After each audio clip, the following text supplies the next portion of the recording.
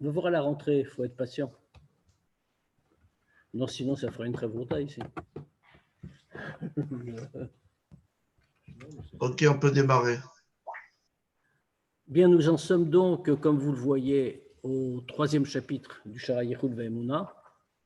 On s'était arrêté 6 lignes après, 6 lignes du début. On va reprendre un petit peu de toutes les façons.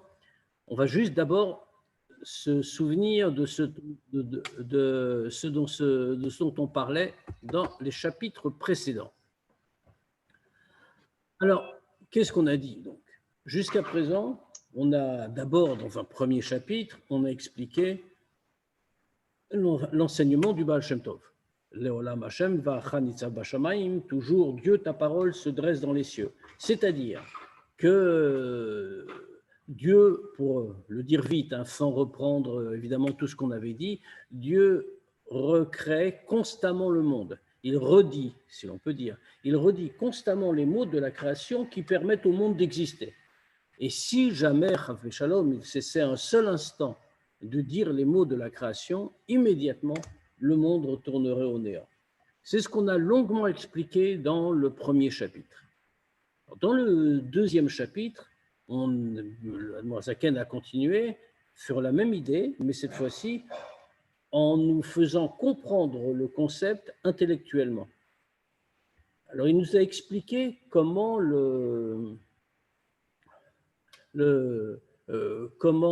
il nous a expliqué essentiellement comment on doit saisir, comment on doit percevoir ça. C'est-à-dire, pourquoi est-ce que Dieu doit recommencer constamment la création?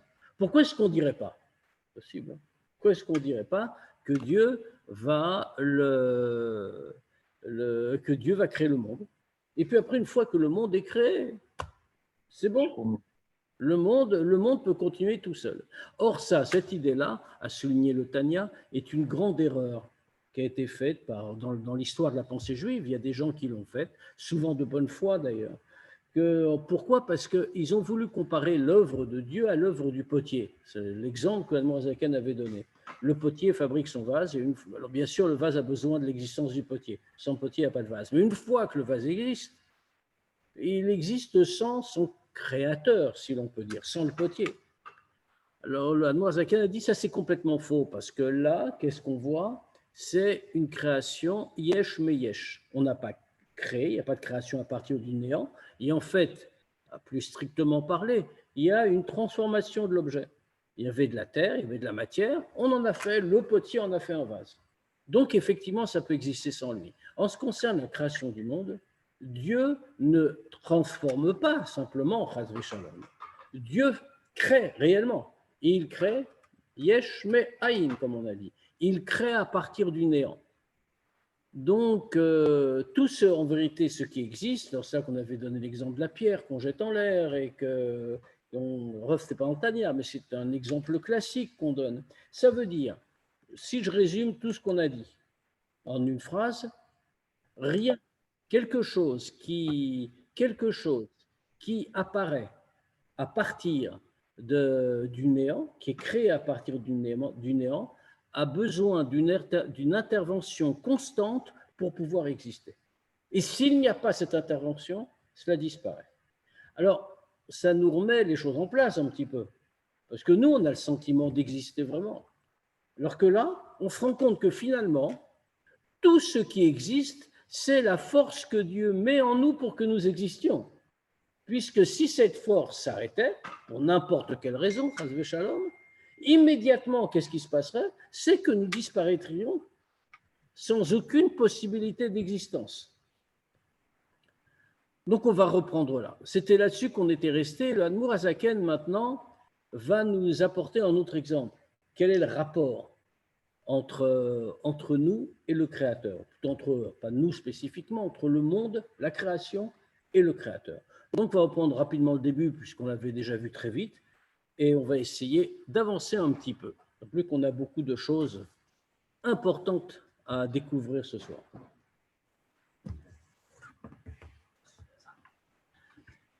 Perek Gimel, on vient de juste faire le résumé.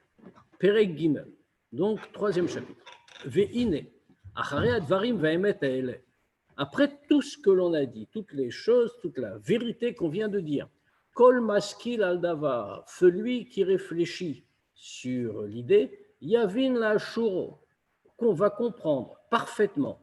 Erche kol nivra veyesh, ou be'emet nershav le'ayin ve'efes mamash, legabe koach hapoel ve'rur arpiv, shebenifal. N'importe qui, celui qui réfléchit sans distinction, va comprendre parfaitement comment toute créature, toute existence est véritablement considérée comme totalement inexistante, totalement néant, par rapport à la force agissante et au souffle de la bouche, si l'on peut dire, de Dieu, qui se trouve dans la créature. Puisque Ameaveoto Tamid, c'est cette force, le Koach, ce qu'on appelle le Koach Hapoel, la force agissante, la force créatrice. C'est ça qui Ameaveoto, qui le crée, qui le fait exister, Tamid constamment, comme on a expliqué. Umotsio me'ain mamash leyesh, et qui le fait sortir du néant absolu à l'existence. Umash shekol niva venifal nire lanu leyesh umamashut, et le fait que toute créature, toute chose nous apparaît à nos yeux de chair, comme nous apparaît comme ayant une vraie existence. C'est Yeshu Mamashut, ça existe concrètement. Pourquoi ? Comment est-ce que c'est possible qu'on commette une telle erreur ? Puisque les deux chapitres qui ont précédé nous ont amené à dire de manière très claire que finalement rien n'existe. Alors, bien sûr, ça existe. Comme on l'avait dit, nous savons que nous existons, nous sommes rassurés parce qu'il est écrit dans la Torah, Bereshit bara Elokim et hashamayim ve'et haaretz, Dieu a créé le ciel et la terre. Ce qui veut dire, puisqu'aucune parole de la Torah ne peut être mise en cause, c'est la parole de Dieu. Donc, si Dieu dit dans la Torah qu'au début, Dieu a créé le ciel et la terre, c'est que nous avons vraiment été créés. Donc, on n'a pas d'ambiguïté là-dessus, on n'a aucune question. Mais c'est vrai. Cependant, on est bien obligé de dire que cette existence est largement illusoire. Puisque, comme on l'a dit, comment peut-on appeler existence réelle quelque chose qui dépend uniquement de Koach HaPoel, comme on a dit, la force créatrice qui le fait exister, qui, si elle s'interrompait un seul instant, interromprait en même temps l'existence, la ferait disparaître, la ramènerait au néant. Donc, est-ce que c'est vraiment une existence ? Mais pourtant, nous voyons que ce n'est pas ce que nous constatons avec nos yeux. Nous avons plutôt l'impression que nous existons vraiment, que le monde autour de nous existe, qu'il y a un yesh et qu'il y a une mamashut, comme on a dit.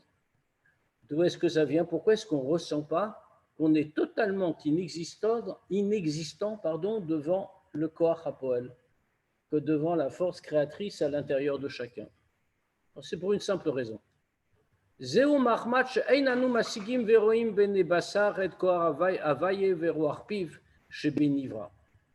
parce que nous ne voyons pas, nous ne comprenons pas, ne voyons pas avec les yeux de chair la force de Dieu et le souffle de sa bouche qui se trouve dans la créature. Nous ne voyons que l'apparence en réalité. Nous ne voyons pas la nature profonde des choses. Maintenant, si la permission était donnée à l'œil de voir ou la sig et de comprendre,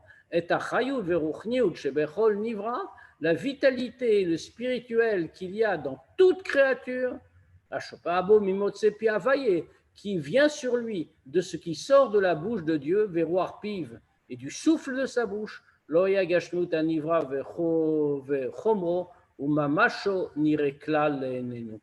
à ce moment-là, la matérialité de la créature, la grossièreté de la créature, son caractère concret, tout cela n'apparaîtrait pas du tout à nos yeux.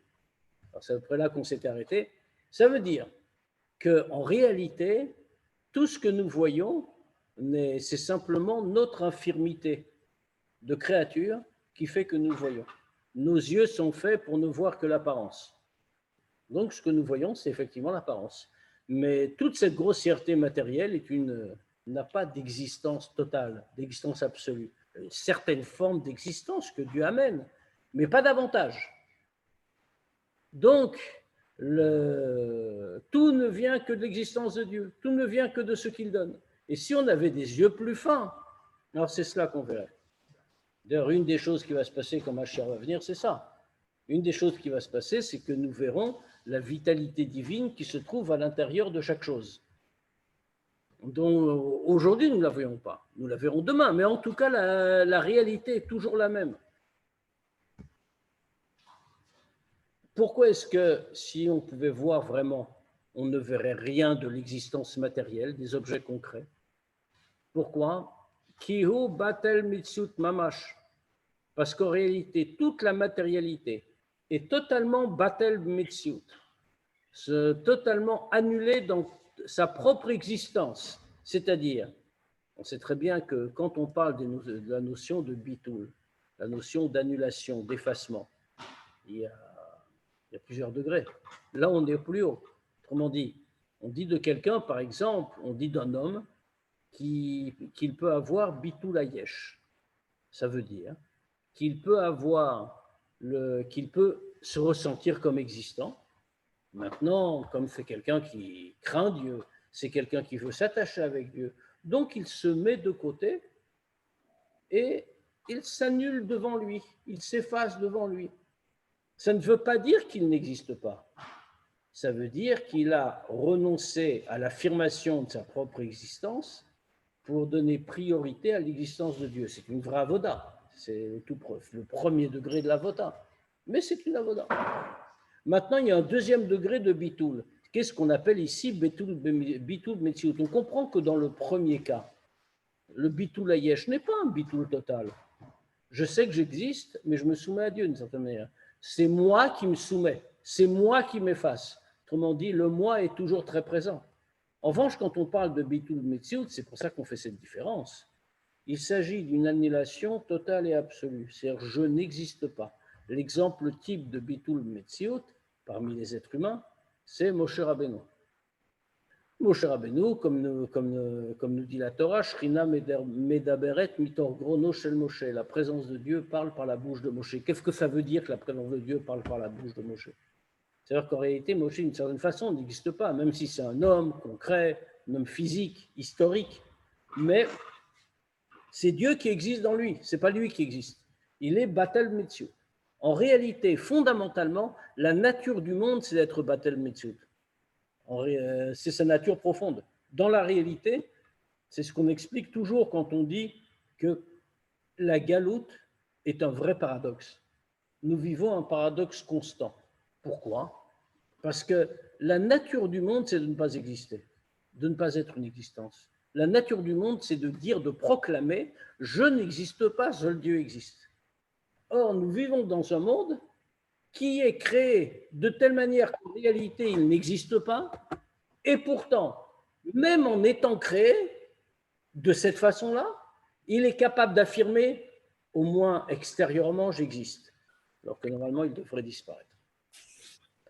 On va s'intéresser beaucoup à ce sujet ce soir, puisque l'Admour Azaken va développer sur toute la fin du chapitre 3 un exemple pour nous expliquer de quoi on parle. Alors on va le regarder. Donc, normalement, le monde, la création, est Batel Metziut Mamash. Elle est complètement inexistante. Les gabas, Chayut Varuchniut Shebo, le sang par rapport à la vitalité, au spirituel qu'elle contient. Pourquoi? Machar Shemibelade Aruchniut, Aya Ain Vefes Mamash, Kmo Kodem Shechet Mebreshit Mamash. Parce que s'il n'y avait pas cette vie spirituelle qui lui est donnée, alors dans ce cas-là, tout ce que nous considérons comme une existence réelle, une existence ferme, tout cela serait néant absolu, exactement comme elle l'était avant les 6 jours de la création.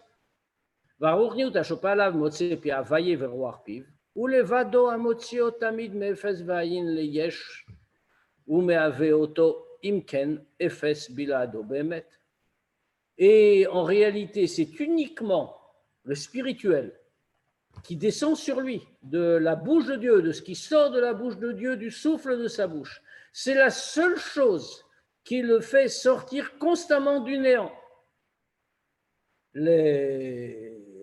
Et qui le fait exister. Donc ça veut dire quoi? Quelle est la conséquence? Imken, Efes bilado behemet.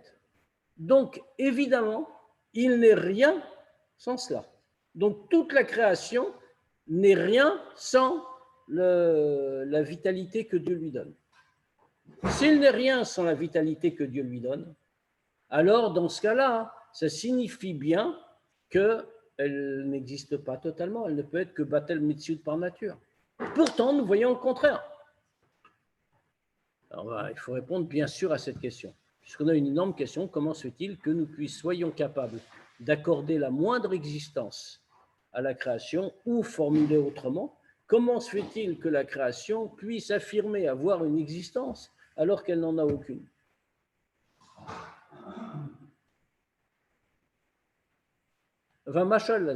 Donc pour ça, on va avoir recours à un exemple qui va nous conduire jusqu'à la fin du chapitre. Ve'amashal lazeh ou or hashemesh amir la'aretz ve'ladarim. L'exemple que l'on va donner là-dessus, c'est celui de la lumière du soleil. La lumière du soleil qui éclaire la terre et ceux qui y vivent. Alors, qu'est-ce que c'est que la lumière du soleil? La lumière du soleil, shehu ziv ve'or, amit pachet megouf hashemesh. Qu'est-ce que fait que la lumière du soleil? La lumière, c'est un rayonnement, une lumière qui s'étend à partir du globe solaire, à partir du corps du soleil, comme il dit ici. Donc, il y a une source parfaitement identifiée, c'est le soleil que nous avons dans le ciel. Et de là, nous recevons un rayonnement. La lumière du soleil, ce n'est que ce rayonnement. Venire le ein kol meir ala aretz ou bechala la olam. Et donc, chacun peut constater, chacun le voit de ses yeux, qu'il y a une lumière du soleil qui vient éclairer la terre et qui vient éclairer l'univers. Or, on a besoin de se poser une question ici. D'où vient cette lumière? Où se trouve-t-elle? Quand cette lumière n'est pas sur la terre, quand cette lumière ne nous éclaire pas, ou la partie qui ne nous éclaire pas, où est-elle? Il est bien évident que les mêmes caractéristiques de cette lumière si puissante, si belle, etc., on doit la retrouver dans le soleil lui-même. Alors, je ne parle pas du feu qu'il y a dans le soleil, mais le rayonnement en question, on doit pouvoir le prolonger vers sa source et le retrouver à l'intérieur du soleil.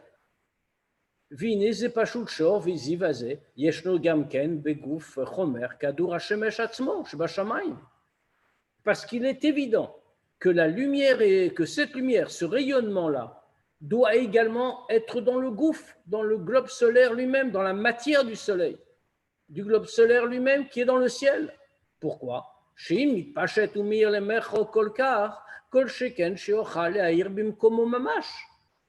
Parce que si jamais on voit que ce rayonnement peut s'étendre à l'extérieur tellement loin, au point de pouvoir nous éclairer, nous qui sommes à 10 millions de kilomètres, il est bien évident que la même lumière doit être présente à l'intérieur du corps central du Soleil, à l'intérieur du globe solaire. Or, alors on regarde le Soleil, puis on ne voit pas ce rayonnement. On ne le voit pas comme on le voit sur la Terre. Alors où est-il? Comment se fait-il? Il ne peut pas apparaître à partir de rien. Comment est-ce qu'on peut comprendre la place de ce rayonnement, ou plutôt son absence dans le Soleil? Alors, c'est simplement, nous dit l'Admorazaken, et c'est à ça qu'on voulait en venir, Rak, Shesham bimkomo mamash, Nershav zivaze le ain vefes mamash. C'est simplement que si on prend ce rayonnement et qu'on le replace dans le soleil, dans sa source, alors à son endroit, il est considéré comme parfaitement inexistant. Pourquoi? Parce qu'il se trouve justement dans le cœur des choses, dans le cœur de cette lumière-là. Qui batel mamaj mitziut les gabé gouf kadour shemesh, parce qu'il est totalement annulé, totalement inexistant, comme on l'a dit, avec la même expression, batel mitziut, par rapport au globe solaire, au corps lui-même, Shu Mekor Haor Vazi Vazé, qui est la source de cette lumière et de ce rayonnement. Shaziv Haor Hazé Inora Kara Meira Migu Vetsem Kadur Hashemesh. Rak Bechalal Haolam Tachat Kol Hashamayim Val Haaretz. Parce qu'en réalité, qu'est-ce que c'est que ce rayonnement? Ce rayonnement, cette lumière, c'est simplement, comme on l'a dit, ce sont des rayons qui viennent à partir du globe solaire lui-même, du corps du soleil, comme on a dit. Et pourquoi est-ce qu'on le voit? Pourquoi est-ce qu'on le perçoit? Parce qu'il est simplement sorti du globe solaire. On ne le voit quand? Rak bechalal haolam, seulement quand il en sort dans l'espace, tachat kol hashamayim, sous le ciel, ve'al haaretz, et sur la terre. She'en kan guf kadur hashemesh b'mitziut nire, nire kan haor, pardon. Fait seulement que là où le rayon est clair, il n'y a pas le globe solaire. Ça veut dire le rayon, la lumière n'apparaît que quand elle sort de sa source. Pourquoi? Parce que si elle est maintenue dans sa source, si elle reste dans sa source, elle est complètement annulée devant sa source qui est toute la lumière. Donc, pour que le rayon et la lumière apparaissent et semblent exister, elles doivent sortir. Donc, quand elle est en dehors du soleil, on la voit, mais quand elle est dans le soleil, on ne la voit pas. Elle est complètement batel mitziut, comme on a dit, totalement annulée. Et si on la voit, parce que ein kan guf kado hashemesh mitziut. Il n'y a pas ici, donc sur la terre ou dans l'espace, il n'y a pas, à cet endroit-là où apparaît le rayon, il n'y a pas le globe solaire. Et kan aor nire kan aor vazi vazé le yesh mamash le ein kol. Et donc à ce moment-là, la lumière et le rayonnement apparaissent comme quelque chose de vraiment existant aux yeux de tous. Venofel alav kan shem yesh be'emet. Et là alors, vient sur ce rayonnement et sur cette lumière, vient le nom de yesh be'emet, vient le nom d'existant. Donc on est un peu dans la même situation. Et on voit bien le rapport que veut faire le Admor Hazaken. On est un petit peu dans la même situation. Cette existence du rayon et de la lumière, qu'est-ce que c'est? C'est donc, on pourrait dire, une existence illusoire, d'une certaine façon. Pourtant, si elle n'existe pas, on ne peut pas vivre. On n'aurait pas la lumière du soleil qui viendrait jusqu'à nous, etc. Donc, de ce point de vue-là, l'existence est réelle. Mais elle n'est réelle que parce qu'elle est sortie du soleil. Mais en réalité, fondamentalement, elle n'existe pas parce qu'elle est batel metziut. Elle est totalement annulée devant la lumière qui en est la source. Et ce qu'on voit tout de suite, Machenken, Keshu, Bemokoro, Beguf Hashemesh, Ein Nofel Alav Shem Yesh Klal. Maintenant, si on replace le rayon dans le Gouf Hashemesh, dans le corps du soleil, dans le globe lui-même, alors à ce moment-là, on ne peut pas du tout parler d'un Yesh, on ne peut pas parler d'une existence. Rak Shem Ain Ve'efes. On ne peut parler que de néant. Parce que, comme on l'a dit, dans la source même de la lumière, le rayon disparaît. Il ne peut pas avoir d'existence autonome. Ki behemet ou sham le aïn vefes mamash. Parce que là-bas, en vérité, il n'est vraiment que néant. Ce n'est pas qu'il apparaît ne pas exister, on ne le voit plus, il y a trop de lumière. Il n'existe pas. Shein mir sham rak mekoro levado, shoguf hashemesh. Parce qu'en réalité, si on replace le rayon dans le corps du soleil, qu'est-ce qui est clair dans le corps du soleil? C'est uniquement le soleil lui-même. Ami, VFS bilado, et il n'y a rien. Pardon, parce que qu'est-ce qui est clair là-bas? Uniquement sa source. Qui est le corps du soleil qui est clair, VFS bilado, et rien n'existe en dehors de lui. Donc, on se trouve un petit peu comme dans la situation de la création avec le Créateur. Nous n'existons pas, nous avons une existence tout à fait, d'une certaine manière, illusoire. Nous sommes normalement Batel Metziut, mais comme nous sommes en dehors de la source de notre vie, comme le rayon en dehors du globe solaire, alors cela donne l'impression que nous existons, mais si on nous remet dans notre source, alors à ce moment-là, immédiatement, nous retrouvons la vérité, c'est-à-dire que nous n'existons pas. Bon, l'Admorazaken va terminer le chapitre sur une question de fond, hein, parce que là, en vérité, en disant ça, c'est toute la limite de l'exemple qu'on vient de rencontrer, mais on va y répondre dans les chapitres suivants, donc n'entamons pas le sujet. Mais en tout cas, pour le moment, ça semble clair. Voilà comment s'explique le fait qu'on soit existant et non existant à la fois. Et il le dit tout de suite d'ailleurs. Ok, Dvarim et Mamash, c'est exactement pareil. Bidmutam Ketsalmam, comme elles sont dans leur image, sont leur forme, Hem Kol Abrouim, ce sont toutes les créatures, les gabés, Shefa à Elohim et Roarpiv, par rapport à tout ce que Dieu donne, du souffle de sa bouche, les Hem qui descend sur eux, ou Meave Otam et qui les fait exister. Vehu Mekoram, et lui, Dieu est leur source. Vehem Atzmam Einam Rak Mo Or Veziv, Mitpashtet Min Shefa Veruach Havaya Shopa ou Mitlavesh Betocham. Et toutes les créatures sont uniquement comme la lumière et le rayonnement qui s'étend à partir de la vitalité que Dieu donne, comme disent nos Chachamim, le roi Havaï et le roi Piv, le souffle de Dieu, le souffle de la bouche de Dieu qui fait exister chaque chose, le Omitlavesh Betocham qui s'habille à l'intérieur d'eux pour les faire vivre, ou Motsiam Aïn Leyesh et qui les fait passer du néant à l'existant. Et donc, puisque chacun, toute créature, quelle que soit la créature, bien sûr, si on n'est pas seulement en train de parler de notre monde en réalité, on est en train de parler de toutes les créatures qui font partie de tous les mondes, les mondes d'en bas comme les mondes d'en haut, y compris les créatures spirituelles les plus élevées, c'est exactement pareil. On est toujours dans la même façon de regarder. À partir du moment où il y a une créature, ça signifie qu'elle n'existe que par le souffle de la bouche de Dieu, même si c'est très haut, très élevé, dire les malachim les plus élevés, etc. Ou, au contraire, dans notre monde, la pierre au bord du chemin, c'est exactement pareil. Donc, dans ce cas-là, elles sont totalement annulées.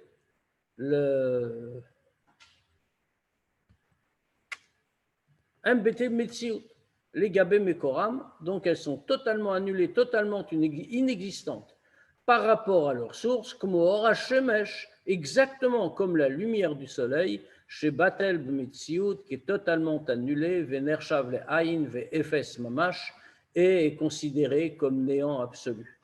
Veinonikra Beshem Yesh Klal, il n'est pas du tout appelé un Yesh, il n'est pas du tout appelé une existence, Kishubim Koro, quand il est dans sa source. Le rayon du soleil, la lumière du soleil a disparu. C'est seulement Raktachat Hashamayim, c'est seulement dans le ciel, chez Ein Sham Mekoro, où sa source n'est pas présente, les endroits, il n'est pas dans le globe du soleil, le rayon est sorti, la lumière est sortie.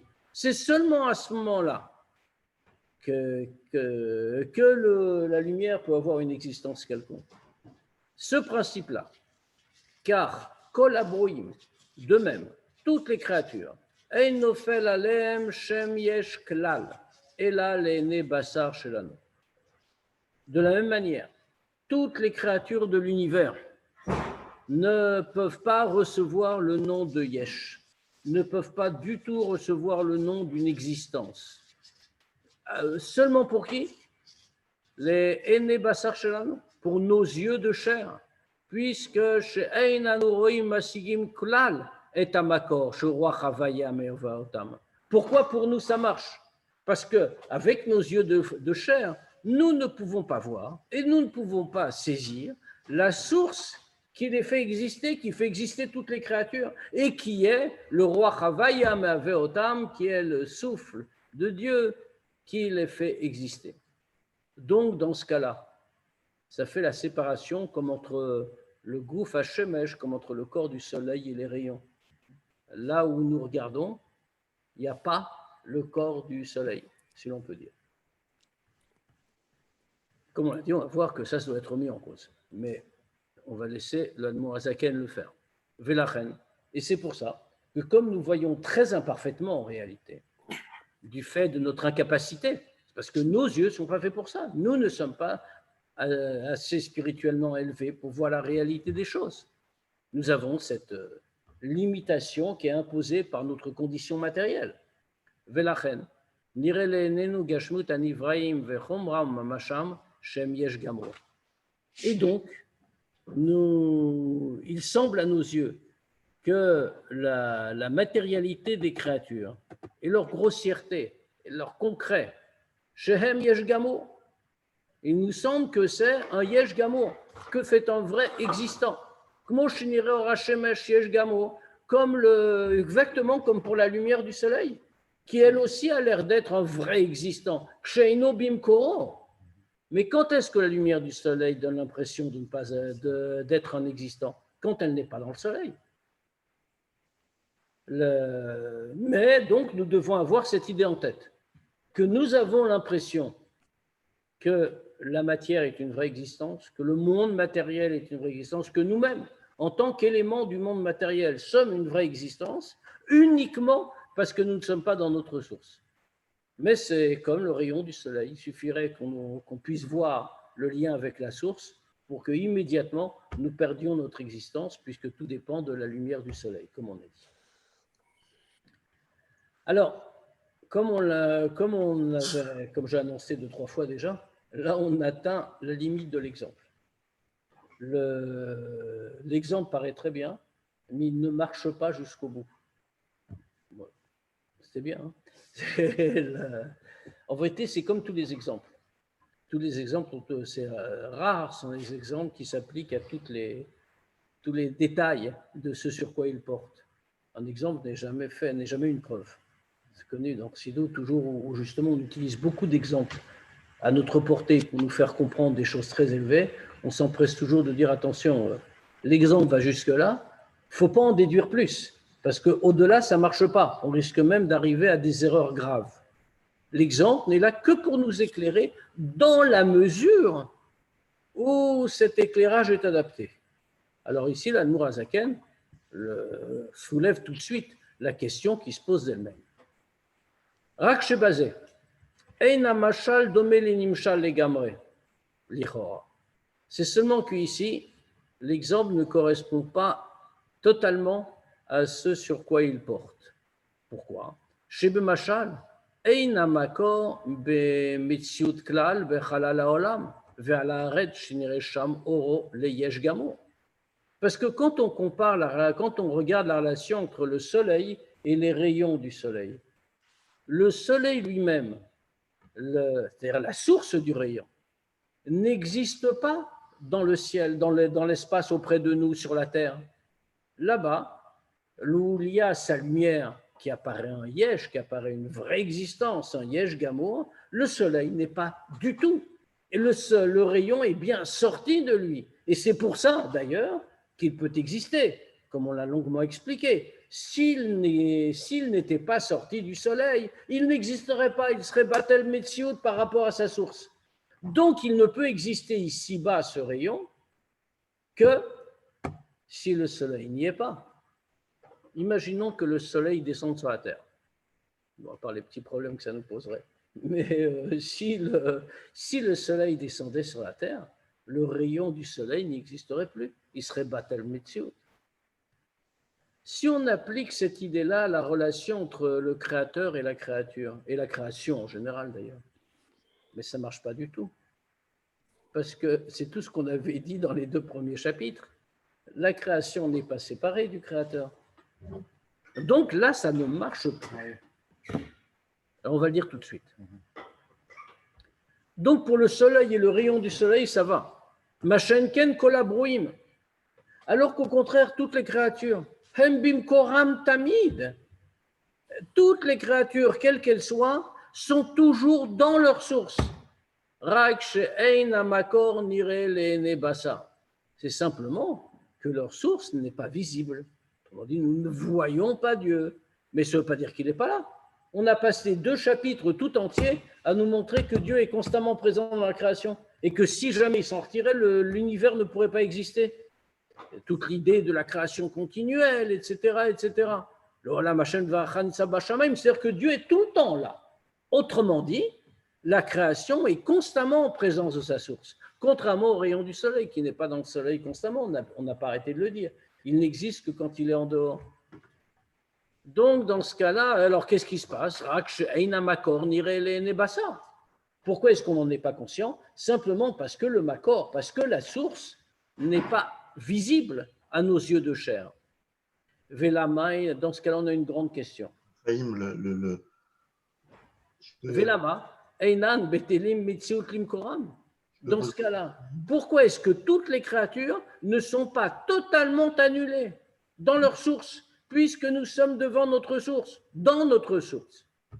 On dit, nous sommes dans la situation, non pas du rayon séparé du soleil, le soleil reste en haut et le rayon apparaissant en bas, nous sommes dans la situation constante du rayon présent dans le soleil. Si nous sommes comme ça, on devrait faire comme le rayon dans un tel cas, on devrait disparaître, on ne devrait pas exister. Or, nous voyons que nous existons. Donc, on se retrouve avec une grande question. Ach, lehavin ze tzerch leagdim. Mais on ne va pas comprendre ça tout de suite. Pour comprendre ça, il faut d'abord faire une introduction, enfin une longue introduction. Oui. Le rayon de soleil, il est bien sûr en dehors du soleil, mais il est aussi dans le soleil. Pas en tant que tel. Non, pas en tant que tel, mais il a sa source dans le soleil. Ce qui est dans le soleil, c'est sa source. C'est justement ça que l'Admorazakan explique. Ce qui apparaît, ce qui est dans le soleil, c'est la source de la lumière. Alors cette source va s'étendre et cette lumière va s'étendre et produire le rayon. Mais si on observe une entité qu'on appelle rayon, eh bien c'est que cette entité appelée rayon doit déjà exister dans sa source. En vérité, il ne faut pas raisonner avec un esprit scientifique occidental ici. Oui, bien sûr, nous on va dire, un rayon, qu'est-ce que c'est? C'est pas du tout comme on est en train de le dire, en vérité. J'imagine, je ne suis pas un grand scientifique, comme chacun sait, mais il ne faut pas l'être pour le comprendre. Quelqu'un nous dirait, s'il ne s'appuie pas sur le Tanya, un professeur de sciences, va nous dire très simplement, le soleil, c'est une boule de feu, d'énergie, comme on voudra dire, et cette force, cette lumière, cette énergie s'étend à l'extérieur sous la forme de rayons. On ne le regarde pas, d'où ta question. Ici, on ne le voit pas comme ça. C'est-à-dire, nous constatons une entité qu'on appelle soleil. Nous constatons une autre entité qu'on appelle rayon. Bien sûr, l'un est lié à l'autre et le soleil est la source des rayons. Mais ce sont deux entités avec des caractéristiques à la fois identiques et différentes. Maintenant, ce rayon, il n'y a pas de génération spontanée, si on peut dire. Il n'est pas né comme ça tout seul. Le rayon, on doit donc le prolonger dans sa source. On devrait le retrouver dans sa source. Or, on ne le retrouve pas dans sa source. On voit que sa source.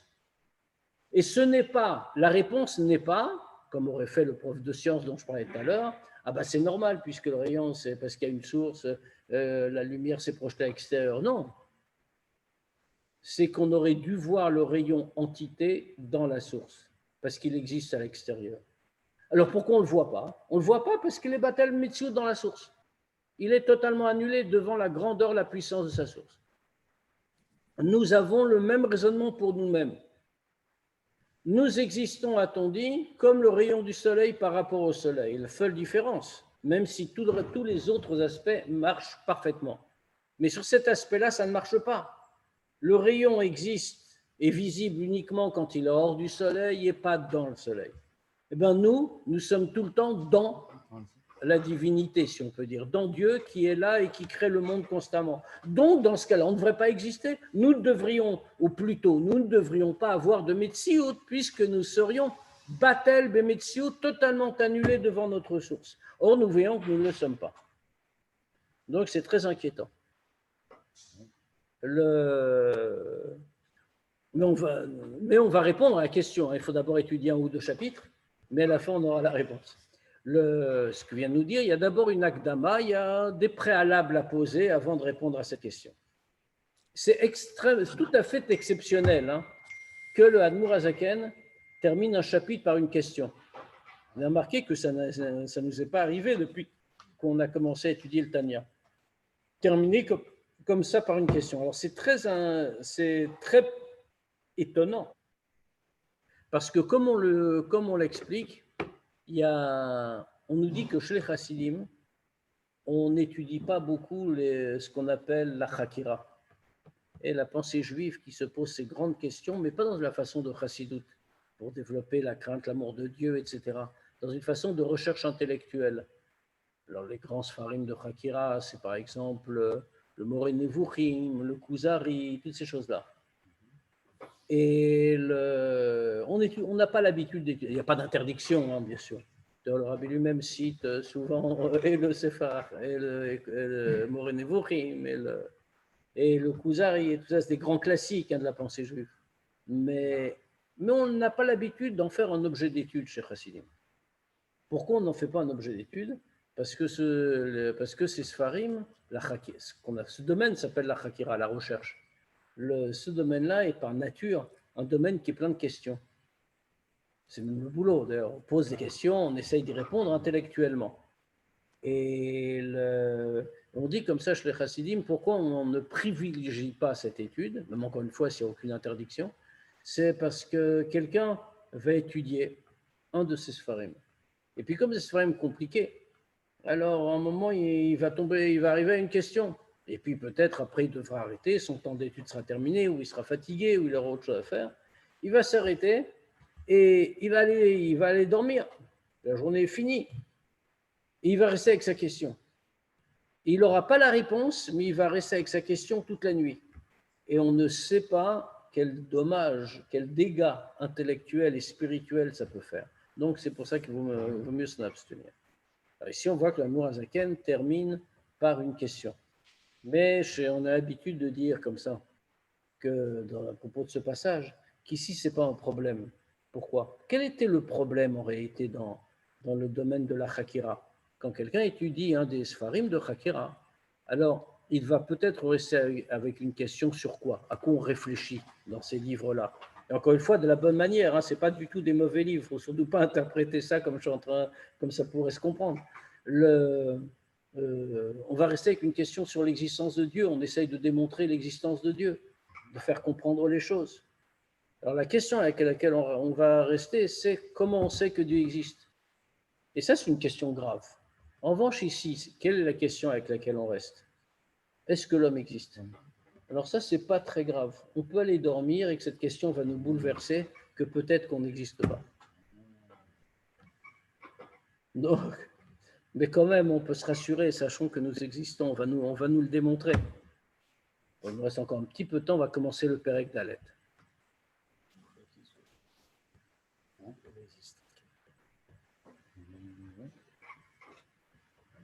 Perek Dalet.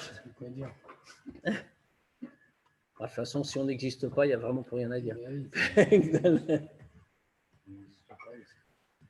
Qui inactive ? Alors, bien entendu, on ne va pas directement répondre à la question qu'on a posée. Et on a besoin d'abord de comprendre la création, de comprendre ce que ça veut dire, certains aspects chez Akadosh Baruch Hu, et seulement après, on pourra arriver à la réponse. Puisque finalement, notre question est toujours la même, ne l'oublions pas. C'est comment peut-on exister alors que nous sommes comme le rayon avec le soleil, sauf que le soleil est parmi nous. Donc, comment peut-on malgré tout penser qu'on a encore une existence ? Donc, c'est ce qu'on va... Donc, fait finalement ce rapport. Comment Dieu agit avec nous. Perek Dalet. Qui inactive, car il est écrit, qui shemesh umagen avaye Elokim. Alors, c'est un passage bien connu dans Tehilim. Qui shemesh umagen, car le soleil est son écran. Avaye Elokim, c'est Avaye Elokim. Alors, le pshat de ça, qu'est-ce que c'est ? Le premier sens de ce pasuk, c'est David Ameller veut nous montrer la grandeur de Dieu. En vérité, il veut nous montrer que Dieu a les deux qualités. Puisque, qu'est-ce qu'on voit ? Le pasuk nous dit Shemesh umagen, le soleil est l'écran du soleil, c'est-à-dire ce qui empêche la lumière, le magen en question, le bouclier, si je traduis littéralement. C'est-à-dire que la lumière du soleil ne peut pas entièrement passer. Donc, Shemesh ou Magen, ça correspond à deux noms de Dieu, Havaye et Elohim. Havaye, alors il faut lire terme à terme. Shemesh, le soleil, correspond, le premier mot correspond au premier des deux noms de Dieu, Havaye. Et Magen, le bouclier, correspond au deuxième nom indiqué ici, Elohim. C'est-à-dire que le soleil, producteur de la lumière, la source de la lumière, le symbolise ici Havaye, et le bouclier qui retient cette lumière représente Elohim. Alors, on le voit tout de suite. Pirouche, la Noirazaken nous donne d'abord cette explication. Pirouche Magen, qu'est-ce que ça veut dire le bouclier? Ou Nartek, je traduis par écrin parce que le Tania le traduit comme ça. C'est l'écrin, la Shemesh, c'est l'écrin du soleil, les Hagen pour protéger. Shiochlou abriot les sovlo, pourquoi faire? Parce que si le soleil brillait de façon un peu illimitée, alors à ce moment-là, les créatures ne pourraient pas le supporter. Mais donc, Dieu crée le soleil avec un écrin, si l'on peut dire, pour que la lumière soit supportable. Kmamarazal, comme les Chachamim nous l'expliquent, les Hatid Lavo, comme Mashiach va venir. Akadosh Baruch Hu Motzi Chama min Arteka, Dieu va faire sortir le soleil de son écrin. Et à ce moment-là, Rechaim Niduninba, les Rechaim vont être jugés par la lumière de ce soleil, c'est-à-dire qu'ils vont être punis. Et donc, qu'est-ce que l'on voit? On voit, maintenant, le Vechoulou, c'est les tzadikim vont être récompensés. Ukmo, chez Anartek, ça veut dire qu'on comprend. Alors, l'Admour Azaken ne nous parle pas de ça pour nous dire voilà ce qui va passer quand Mashiach va venir. Il vient nous dire justement qu'on voit bien donc à quoi correspondent les deux mots, le Shemesh et le Magen. C'est quoi? Kmo Anartik Magen Be'ada Shemesh, de la même façon que l'écrin protège devant le soleil, car Shem Elohim Magen le Shem Havaye Baruch. De la même manière, le Shem Elohim est l'écrin du Shem Havaye et protège de, si l'on peut dire entre guillemets, de la lumière du Shem Havaye Baruch qui fait exister l'univers. Alors, donc on voit, qu'est-ce que c'est que le Pshat? Il est très simple. Le Pshat, mais le Admorazaken va aller plus loin dans ce Pshat, sans le changer bien sûr, mais il va le pousser plus loin. Le Pshat est que, voulant dire la louange de Dieu, David Ameller est en train de nous expliquer que Dieu a les deux qualités à la fois. Il est la source de la lumière, il est le créateur, donc, il est en même temps celui qui protège la création de sa propre lumière, qu'elle ne soit pas trop forte. Donc il est les deux, c'est une manière de louange, puisqu'il fait l'un et l'autre. Maintenant, l'Admour Azaken va aller un petit peu plus loin que ce qu'on vient de dire.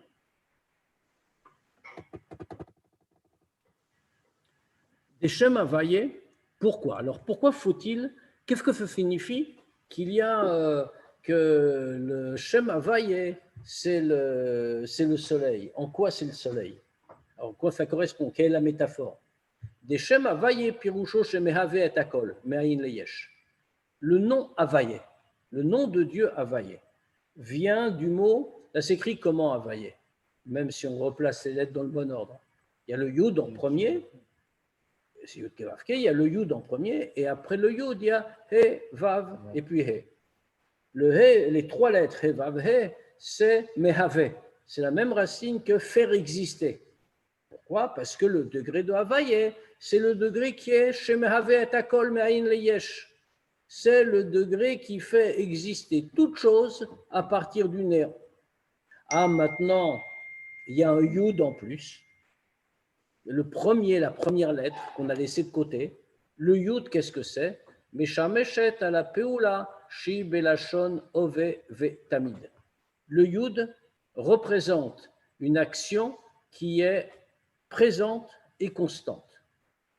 On en voit un exemple. C'est vrai, même grammaticalement, c'est comme ça. Mais la Noazaken nous donne un exemple clair dans les psukim. Qui est des pirouches Rashi, al pasuk kara yase Iyov. kol hayamim. Il y a un passouk dans le Nar qui nous dit « Ainsi fait Iyov tous les jours ». Alors, bon, peu importe de ce qu'il a fait. Ce n'est pas ça qui nous préoccupe ici. Mais c'est comme ça qu'il fait. Et on voit que pour dire « il fait », quelle est la formule normale grammaticalement en hébreu? Pour dire « il fait », on dit « osé ». Or, ici, on n'a pas dit « osé ». Ici, on a dit « ya assez » avec un yud. Pourquoi? À quoi ça sert? Alors, Rashi explique, il s'arrête sur ce point-là, il dit « kacha yase Iyov kol hayamim », c'est-à-dire justement kol hayamim. Il faisait constamment, tout le jour. Autrement dit, ce n'est pas une action unique, c'est une action qu'il répète constamment. Si c'est une action qu'il répète constamment, alors ça, c'est symbolisé par le yud. Donc, quand on voit le nom de Havaye, on dit Havaye, c'est Mehave, il fait exister toute chose, mais avec un yud, c'est-à-dire il les fait exister, il les mène à l'existence, si on peut dire, constamment. On va s'arrêter là pour ce soir, et puis on reprendra un petit peu sur le pirouche du Admour Hazaken, sur cette idée-là de Nartik et de Shemesh, le soleil et son bouclier, son écran, et on verra comment en vérité on va aller encore un petit peu plus loin que simplement qu'il a les deux caractéristiques. Ok. Voilà. D'accord. Compléter Miniam parce qu'on n'a pas pu avoir Miniam. Moi, je